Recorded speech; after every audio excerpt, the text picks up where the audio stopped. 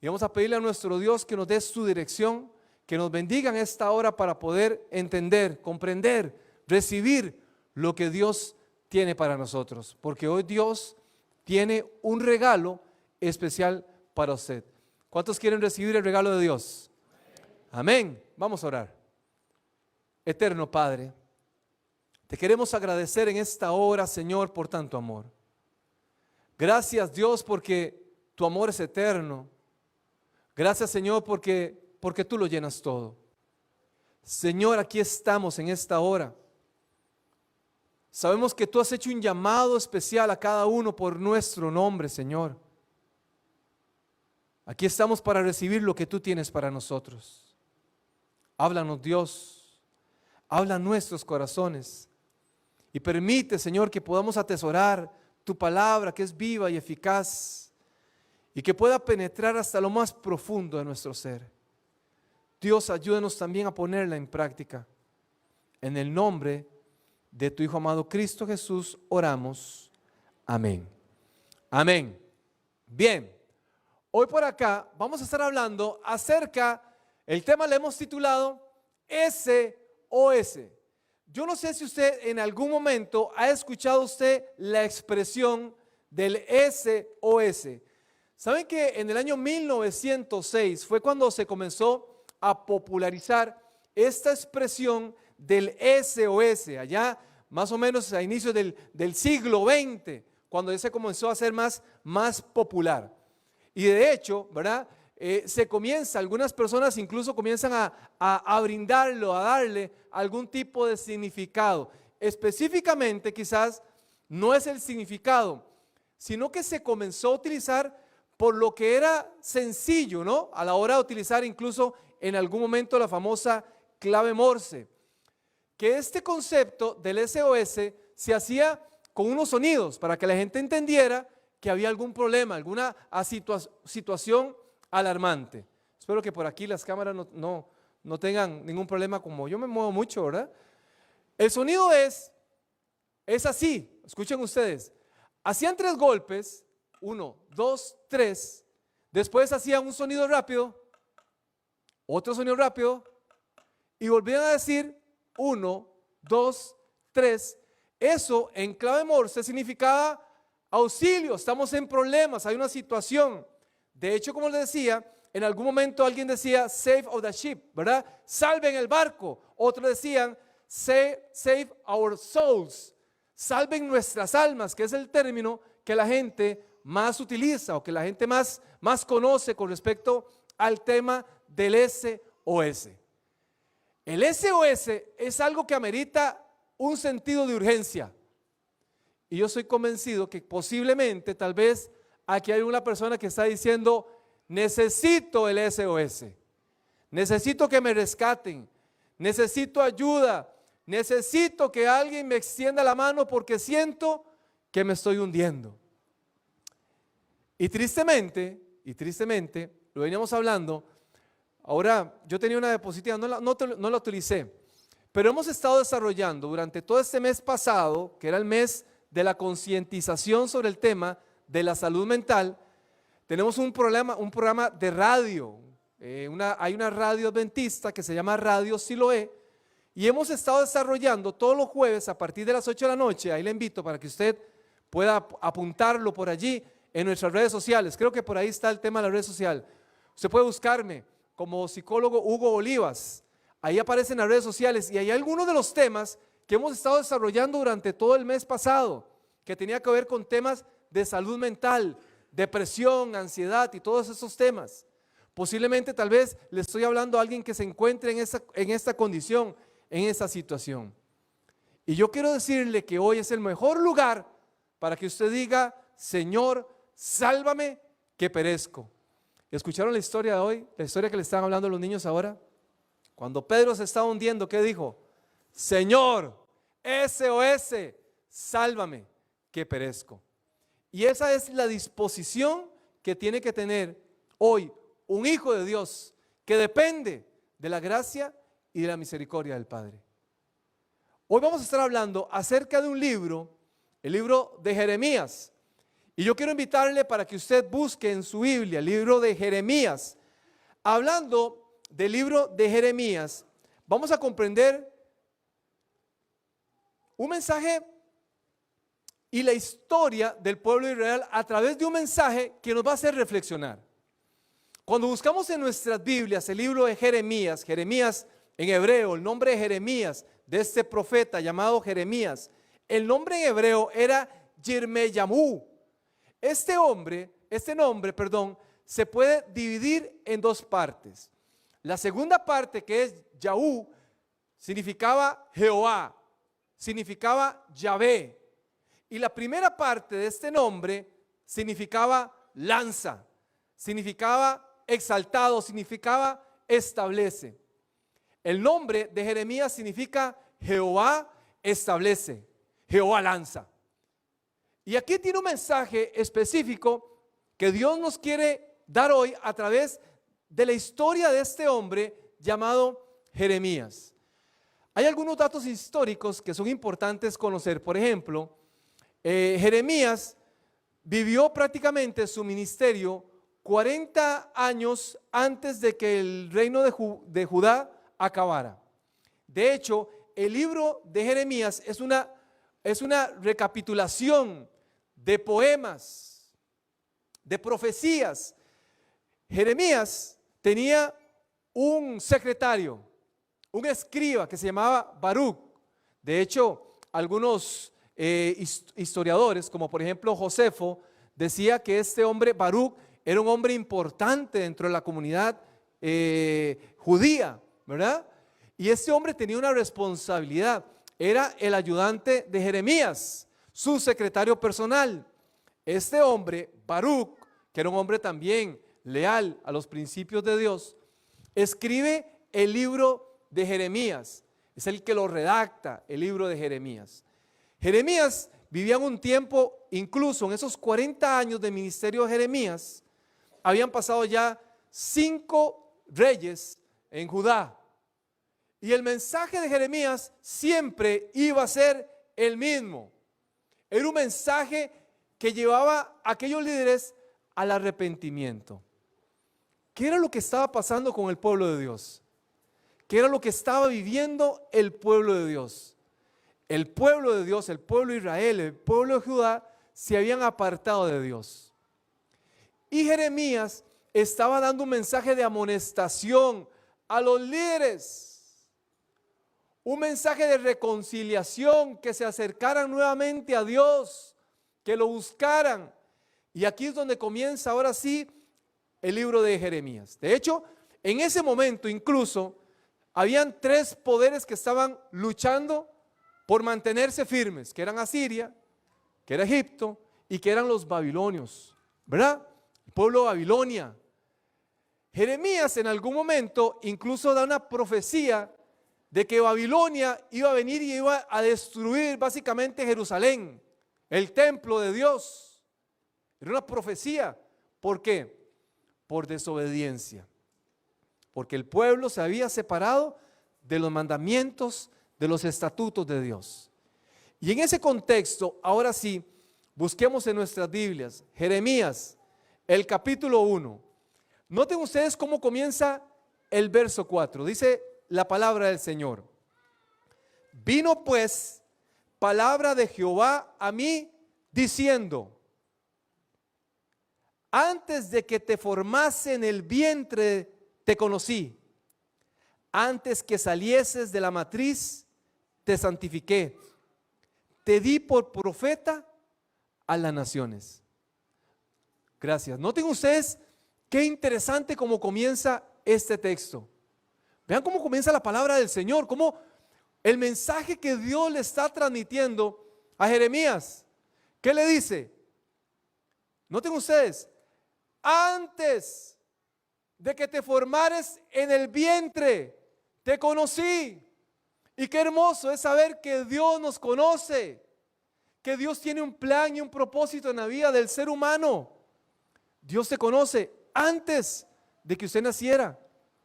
Eso es lo que le dijo Dios a este hombre, a este profeta Jeremías. Antes que salieras del vientre, yo ya te conocía. Dios nos conoce. ¿Sabe usted que Dios le conoce? E incluso Dios le conoce más que usted mismo. Dios nos conoce, Dios nos creó. Qué bendición es saber que hay un Dios maravilloso que se ocupa de la necesidad de ese ser creado. Porque no somos obra de la casualidad. Algunos dicen, por ahí somos descendientes de un primate, ¿verdad? Y algunos, aunque se comportan como primates, no somos primates. Algunos dicen, no, todo surgió a partir de una explosión cósmica. Y de ahí se da el origen de la vida.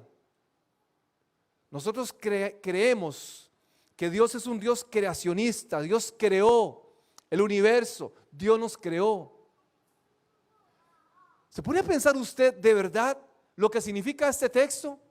Antes de que nosotros naciéramos, ya Dios tenía un plan, un propósito para nuestras vidas. Y así comienza la historia de este hombre Jeremías. Antes de que usted naciera, yo ya te había llamado para que fueses profeta en las naciones. Ya tenía un plan y un propósito para ti, Jeremías. Pero Jeremías, al igual que una gran cantidad de personajes bíblicos, comienza a cuestionar. Y le comienza a decir a Dios, Dios, pero yo soy un niño. Y hablo como niño. Y Dios le decía, no tengas miedo, Jeremías, porque yo voy a estar contigo. Porque yo te voy a cuidar, porque nadie te va a hacer daño. Usted puede leer la historia y el contexto de lo que le estaba diciendo. Y yo no sé si hoy le estoy hablando a alguien que es un niño espiritual. Yo no sé si le estoy hablando a alguna persona que recientemente está bautizada. O una persona que dice, es que yo no conozco la palabra del Señor. Pero yo sí quiero decirle que ya Dios tenía un plan y un propósito en su vida. Si hoy usted está aquí, yo no sé si alguien le invitó. Si alguien le dijo a usted en algún momento, mire, vamos, y ha insistido constantemente y le ha invitado para que usted venga a la iglesia. Y usted dice, bueno, voy a ir a conocer. Ya más por la insistencia de esta persona que por el deseo de ir, pero aquí estoy. Porque Dios tenía ese plan y ese propósito para usted en su vida. Y el propósito del plan en la vida de Jeremías era que aquel hombre llevara las buenas nuevas, buenas noticias a aquel pueblo. Un pueblo rebelde, un pueblo desobediente. ¿Y qué pasaba con este pueblo? ¿Qué era lo que estaba pasando con el pueblo de Israel? Cuando vemos la forma como este libro de Jeremías está escrita, nos vamos a dar cuenta que hay una estructura en este libro. Número uno, Dios lo que demandaba del pueblo era una conversión. Y Jeremías lo que estaba transmitiendo era un mensaje de conversión al pueblo. Era un mensaje de arrepentimiento. Era incluso cómo aquel pueblo se estaba comportando. El pueblo de Dios que en algún momento había visto, había contemplado, había recibido incluso promesas de que ese Dios maravilloso iba a estar con ellos. Les había prometido una tierra diferente. Aquel pueblo estaba viviendo en desobediencia y sus corazones se habían alejado de Dios. ¿Saben qué estaba pasando? Aquellos hombres, aquellas mujeres, aquellas familias estaban viviendo o estaban buscando, adorando a otros dioses. Y cuando seguimos leyendo el capítulo 1 de Jeremías, el versículo 15 dice que Dios, que Jehová convocó a todas las familias de Israel. Y aquí le estamos hablando de las familias. Convocó a todas las familias de Israel para que escucharan, para amonestarlos, para enseñarles que se habían apartado, alejado de sus caminos. Note cómo Dios le habla a la familia. No solamente le estaba hablando a los líderes, ahora le estaba hablando a la familia. Les estaba diciendo, se han alejado, se han apartado, han buscado otros dioses. Y de verdad el pueblo de Dios ahora estaba sirviendo a otros dioses. ¿No es lo que está pasando en el contexto de Jeremías? Además de eso, iban a adorar a otros dioses, ofrecían sacrificios a otros dioses, pero luego venían al templo a adorar al Dios verdadero. Y Dios decía, eso es abominación, porque no quiero eso del ser humano. Además de eso, había un maltrato hacia los extranjeros. Y Dios se los estaba mencionando. Dios quería restaurar a su pueblo. Y hoy el mensaje es un mensaje de amonestación. Hoy Dios quiere restaurar nuestra vida. No conozco su vida. No conozco lo que usted hace fuera de la iglesia. No conozco lo que usted hace en su vida personal, pero Dios sí lo conoce. Y Dios quiere que el ser humano viva siempre de acuerdo a sus principios. Dios comienza a hablar. Y cuando vemos en el contexto, el capítulo 16, brincamos al capítulo 16 de Jeremías, el pueblo se comienza a cuestionar y comienzan a decir, pero ¿por qué Dios nos hablas así? ¿Por qué Dios nos tratas así? ¿Qué hemos hecho? Y Dios le comienza a decir, capítulo 16, versículo 11, entonces le dirás, porque vuestros padres me dejaron, dice Jehová, y anduvieron en pos de dioses ajenos, y los sirvieron, y a ellos se encorvaron, o sea, se postraron, y me dejaron a mí, y no guardaron mi ley. Y comienza a decirles, y ustedes aún peor, vivieron en desobediencia, se alejaron, me han dejado de lado. Y es que cuando el ser humano saca de la ecuación a Dios, cuando el ser humano se aleja de Dios, cuando el ser humano cree que puede vivir su vida bajo sus propios principios, nos alejamos de Dios. ¿Saben que aquel pueblo de Dios comenzaron a adoptar costumbres de los pueblos paganos? Dios desde el principio le decía al pueblo de Israel, ustedes deben de vivir de acuerdo a mis estatutos. Y el pueblo de Israel comenzaron a adorar a otros dioses. De hecho, comenzaron a adorar al dios Baal. ¿Saben ustedes quién es el dios Baal? Aquel dios Baal le dicen el dios del trueno. Lo representaban en algún momento los cananeos como con un, ¿cómo se llama eso? Como un rayo en la mano. Ellos decían que ese era el dios del tiempo, que era el dios de la bendición, el dios de la cosecha. Por eso allá, recuerden ustedes la historia de Elías, cuando estaba allá en el monte Carmelo, 3 años y medio, dice la palabra del Señor, que no llovía. Y entonces retó a aquellos profetas de Baal, que eran los profetas del Dios que podía hacer caer la lluvia, era el Dios de la tormenta. Ahí los iba a exponer Elías. El pueblo de Dios estaba ofreciendo sacrificio e incluso para los cananeos era tan natural, normal, ofrecer al primogénito como sacrificio para calmar a aquel dios Baal, que incluso se hizo como una religión que poco a poco se fue incorporando en la vida del pueblo de Dios. Y comenzaron a hacerse algunas religiones del dios Baal. De hecho, en la palabra del Señor encontramos algunos nombres de este Dios, ¿verdad? De este Dios hecho por seres humanos. Y hablaba de Baal Serit, ahí en Jueces, o Baal Peor. Incluso Jesús en algún momento, para referirse al enemigo, decía de Beelzebub, ¿verdad? Que era Baal también, le estaba hablando acerca de Baal. El pueblo de Dios estaba adorando a otros dioses. ¿No será lo mismo que está ocurriendo en nuestra era? ¿No será lo mismo que está ocurriendo con nosotros, con el pueblo de Dios? Que las prioridades tal vez nos están apartando, que hemos creado una gran cantidad de dioses, de ídolos que nos apartan, que nos alejan constantemente de Dios. Cuando el pueblo de Dios iba a obtener aquella promesa que Dios les había ofrecido, que era la tierra nueva. ¿Recuerdan ustedes qué pasó? Dice el texto bíblico que mandaron unos espías, ¿lo recuerdan? A investigar, a revisar cómo era aquella tierra. Y 10 de aquellos espías dijeron, no, esa tierra que está allí, sí es cierto que es una tierra próspera, pero es una tierra también que traga a sus moradores. No podemos estar allí.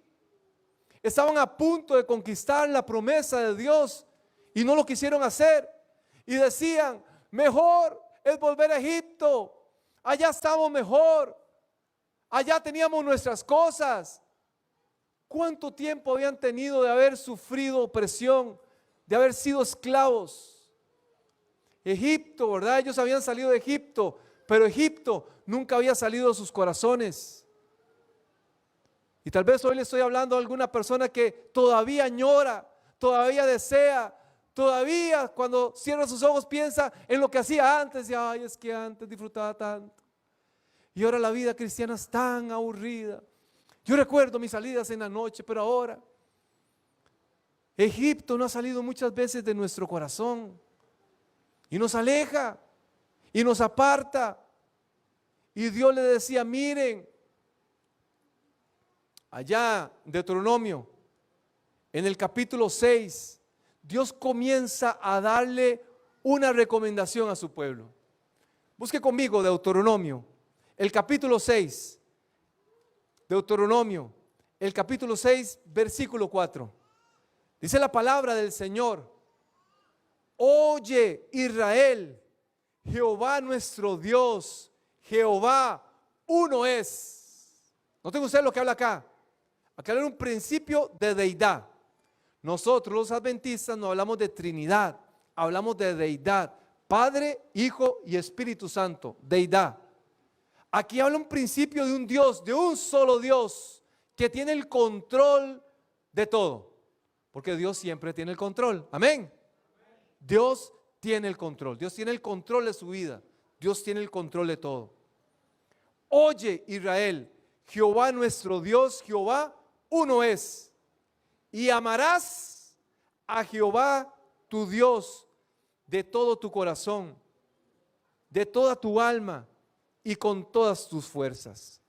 Aquí este concepto de amarás es una palabra hebrea que significa deseo, significa inclinación, significa afecto. Cuando habla el concepto de amar, eso es lo que significa. Significa un deseo pleno hacia Dios. Y debía existir un deseo pleno hacia Dios, una inclinación absoluta, un reconocimiento absoluto. El amar aquí es una decisión. El amar aquí no tiene que ver con un sentimiento, tiene que ver más que eso. Es la determinación que toma el ser humano para servirle a un Dios. Imagínense ustedes lo que es para nosotros amar. Quizás para nosotros hoy el amor, si lo contextualizamos a nuestra mente limitada humana, podríamos decir, es que el amor falla, Hugo. El amor, ¿sabe qué? Yo he escuchado algunas expresiones de algunas o de algunos que dicen, ¿sabe qué, Hugo? Yo prefiero estar sola que mal acompañada. Es que, ¿sabe qué, Hugo? Yo he sufrido tanto en el amor, porque una vez me di mi corazón, y aquel me dijo, te prometo que siempre voy a ser fiel, y me engañó con mi mejor amiga. Por eso yo ya no creo en el amor, Hugo. Ya ese es mi cuarto matrimonio, Hugo, y que ya no quiero ni siquiera, ya no creo en el amor, Hugo. El amor es una decepción. Y por supuesto, ¿verdad? Que es lo que escuchamos usualmente por allí, canciones de José José y José lo otro y que aquí que allá, que nos deterioran el concepto del amor. Pero aquí el amor que está utilizando es ese deseo, es esa decisión, es entender que hay un Dios que a pesar de nuestros errores nos ama, sí, tal y como somos, pero Dios siempre quiere lo mejor para nosotros y quiere que también nosotros podamos mejorar en nuestra vida. Eso es amor. Es un amor que no espera nada a cambio. En cambio el ser humano es un amor que espera cambio, ¿cierto? Usted ama mientras me ama y mientras me respete, yo amo. Es un amor incondicional. Pero el amor del ser humano es un amor condicionado. Es un amor condicionado. Amarás a Jehová tu Dios de todo tu corazón. Y aquí cuando habla este concepto de corazón, a lo que se refiere es a la mente, a los afectos, a los sentimientos, a la capacidad de acción del ser humano. Con todo tu corazón significa con todo lo que tengo, en mi comportamiento, en mi día a día. Lo amaré con mi mente, lo amaré con mi afecto, la parte integral del ser humano.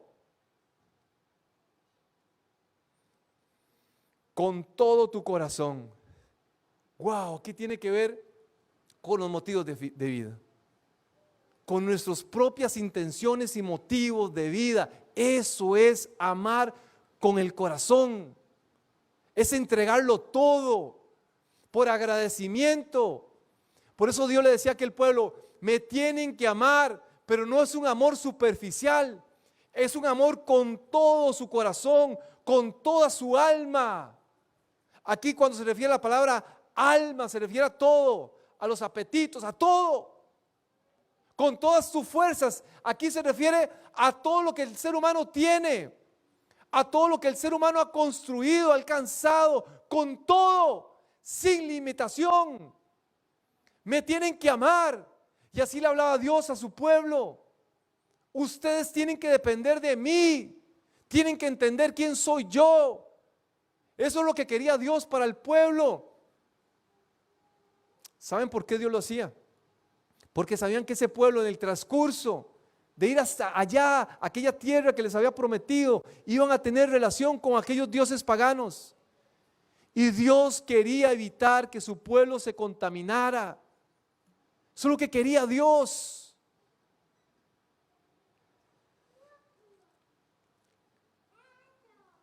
Capítulo 6, versículo 6.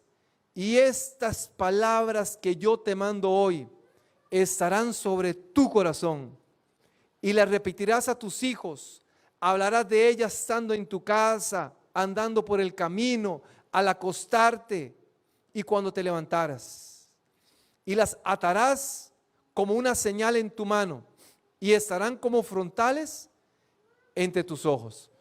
Quiero pedirle ahí a la gente de audio que me pueda ayudar con algo. Ahí les pasé unas fotos de algo que se llama el tefilín. No sé si ustedes en algún momento han visto lo que es un tefilín. Eso. Hay otra para atrás. Vi un muchacho que estaba ahí. Exacto. ¿Saben ustedes qué es este tefilín? Ese tefilín es una costumbre que tienen algunos judíos actualmente. En este tefilín, noten ustedes cómo se colocan, hay dos partes. Este tefilín está construido de cuero. Son dos cajitas y en estas cajitas precisamente lo que ponen es este texto bíblico de Deuteronomio, el capítulo 6, versículo 5. Y a ellos le llaman el Shema. Ellos le oran al Dios de la puerta de Israel y le oran a Dios todas las mañanas y todas las noches. Allá en esta cajita, ahí meten aquel papiro, aquel papel de este Shema, de esta oración. Ellos lo hacen utilizando ese texto bíblico, donde dice que lo pondrán por señal en tu frente y se lo ponen en la frente. En tu corazón hay una segunda cajita que lo ven ahí, está amarrada en el brazo. Esa cajita está señalando el corazón de la persona. Porque ellos dicen que en ese tefilín ellos tienen esa conexión de la mente, del corazón, de las intenciones, ¿verdad? Que era el pensamiento, el sentimiento, la acción del ser humano. Y ellos oran. Ellos piden constantemente a Dios teniendo presente esto. Porque el texto bíblico decía, y tendrás que reflexionar, hablar de estas palabras por el camino, al acostarte, al levantarte. ¿Notan ustedes la connotación que tiene esta historia? Dios le estaba hablando a los padres de familia, a las madres de familia, y les estaba diciendo, ustedes tienen la responsabilidad de educar a sus hijos, de hablarle a sus hijos, de meditar la palabra, de día, de noche, al acostarte, al levantarte, en el camino. Ahora Bertín decía, nuestra iglesia le abre las puertas a todos ustedes y a los que nos acompañan a través de las redes sociales. Y yo quiero preguntarle, ¿a qué más le abre usted las puertas de su hogar? ¿Qué es lo que está entrando en su casa? ¿Qué es lo que se está permitiendo que se escuche en su casa, que se vea en su casa? ¿Sabe cuál es el tiempo promedio? Algún día podríamos hablar acerca del tema de las redes sociales. ¿Saben cuál es el tiempo promedio que tiene una persona, que utiliza una persona al día en internet? ¿Saben cuánto? Casi 7 horas. Es el promedio. Claro, ya saben ustedes que el concepto de internet es un concepto que hoy los neurocientíficos, los psicólogos, se han unido a todos los desarrolladores de las redes sociales para generar adicción. Y la adicción, hay una adicción hoy más, aún más, al like, ¿verdad? Al estar mirando constantemente lo que está ocurriendo en las redes sociales. Hoy es adictivo y la gente pasa día y noche sentados con el internet, con las redes sociales, con el TikTok y viendo sus videos de TikTok, ¿verdad?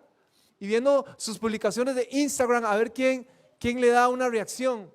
En el 2009, creo que fue en 2007, donde se comenzó a crear el concepto del me gusta. Todo eso lo cambió, porque cada vez que alguien nos da me gusta en una publicación, genera altas dosis de dopamina y nos hemos vuelto adictos a la dopamina. Queremos placer, nos genera placer y las redes sociales nos da mucho placer, pero nos aleja. Hoy el ser humano busca el placer, todo lo que le genera placer.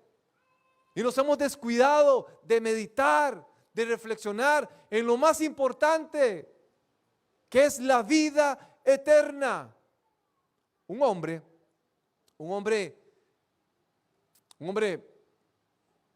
que tenía prácticamente su vida resuelta. Un hombre que no tenía problemas económicos, tenía su empresa, su familia, era una familia ejemplar, pero un hombre que estaba sufriendo de una crisis existencial. Este hombre estaba buscando ayuda porque no comprendía por qué se sentía mal.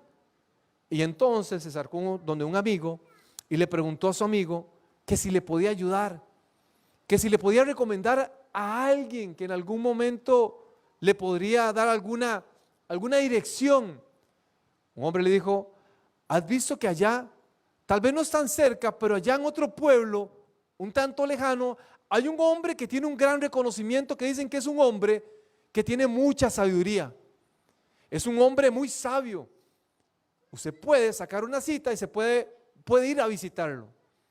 Así que aquel hombre dejó todo lo que estaba haciendo y fue a buscar a aquel hombre que se consideraba sabio. Cuando llegó donde aquel hombre, tocó la puerta de la casa del hombre. El hombre sabio le atendió personalmente, abrió sus puertas. El hombre que tenía su posición económica, que tenía su vida resuelta, entró a la casa de aquel sabio y se quedó mirando para todo lado.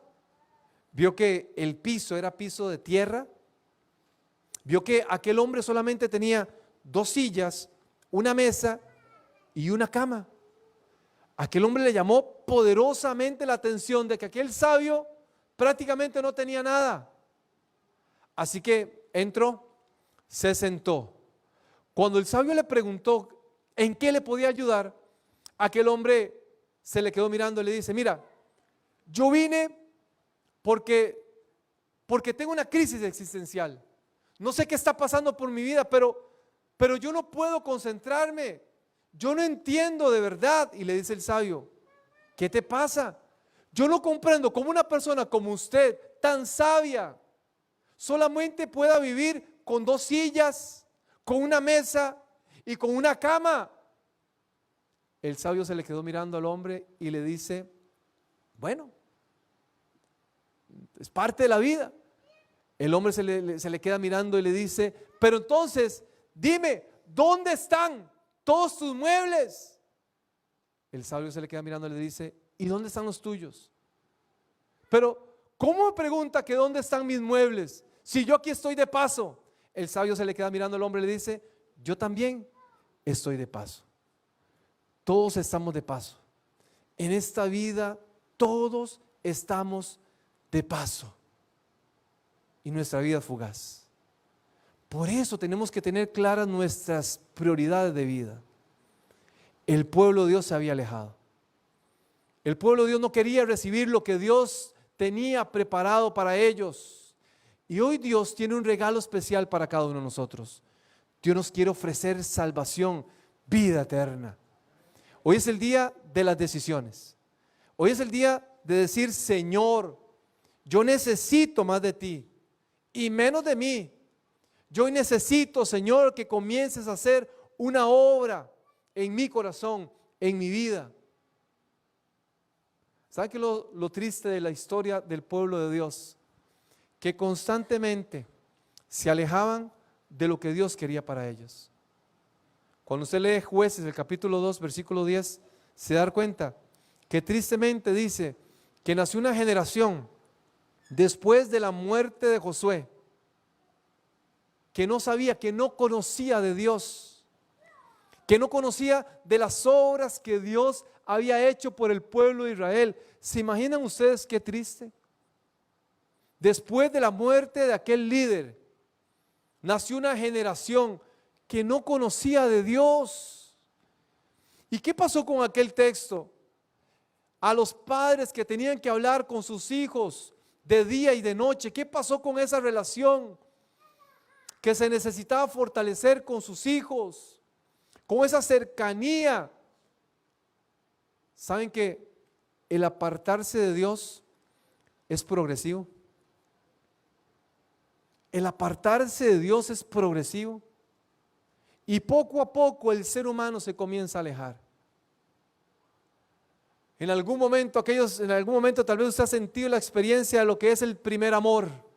Y decir, ahora voy a todos los cultos, no me pierdo un culto, no me pierdo una reunión de la iglesia porque tengo ese deseo. Pero otro día usted dice, no, no voy a ir. No, esta semana no voy a ir. No, no quiero comprometerme en la iglesia porque eso demanda mucho esfuerzo, mucho sacrificio. Y paulatinamente comenzamos a tener prioridades incorrectas. Dios quiere hablarnos y quiere hacernos entender que necesitamos de Él.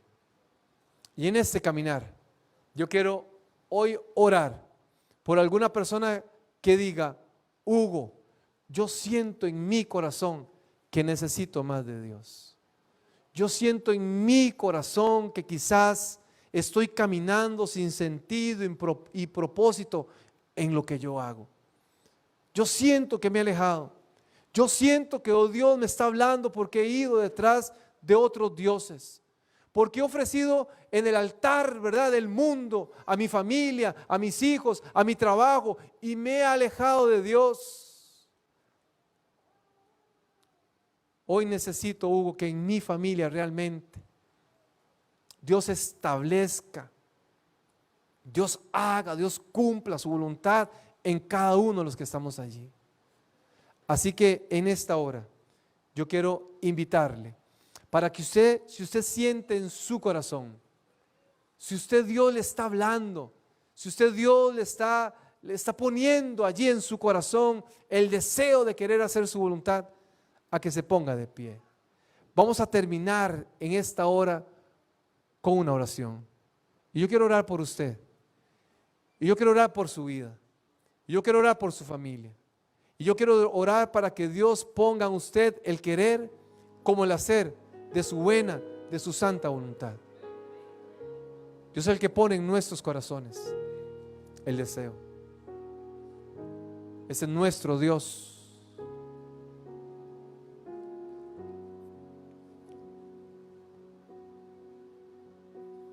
Vamos a orar. Amado Padre, Señor, queremos pedirte en esta hora que tú sigas hablando a tu pueblo. Dios, sabemos que a veces el ser amonestado, Señor, a veces no es sencillo recibir tu palabra.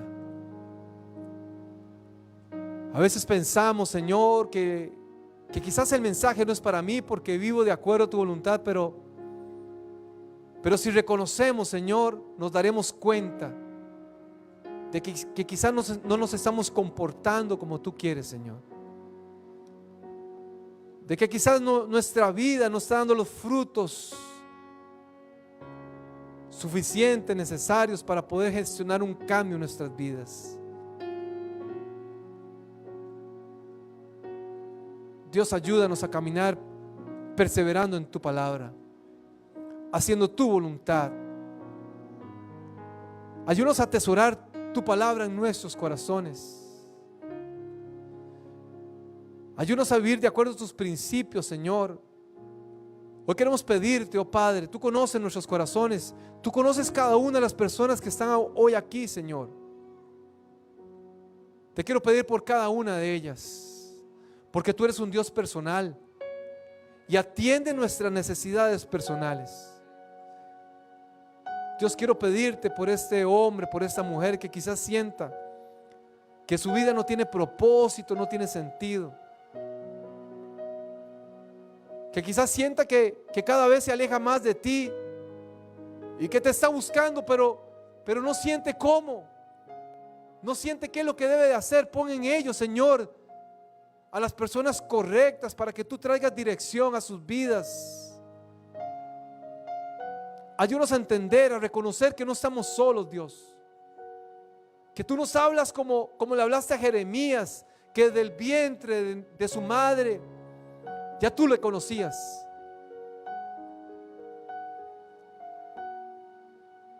Dios, danos la fuerza, la fortaleza para hacer tu voluntad. Y permite que ahora que nos acercamos cada vez más a aquella Canaán celestial, tu compañía esté con nosotros. Danos de tu bendición, Señor, y haz una reforma en nuestras vidas. Gracias, Dios, porque estás hablando, porque estás trabajando en nuestras vidas. Dios, te pedimos todo esto, no porque en alguno de los que estamos aquí haya mérito, sino por los méritos de tu Hijo amado Cristo Jesús, que hizo tu voluntad y que vivió de acuerdo a lo que tú habías establecido del principio de la eternidad. Gracias porque oramos por los méritos del sacrificio de nuestro Señor Jesucristo. Gracias, Señor, porque sabemos que nunca seremos defraudados. Reconocemos de que tú nos darás la victoria. En el nombre de tu Hijo amado Cristo Jesús oramos. Amén. Amén. Puede tomar asiento, por favor.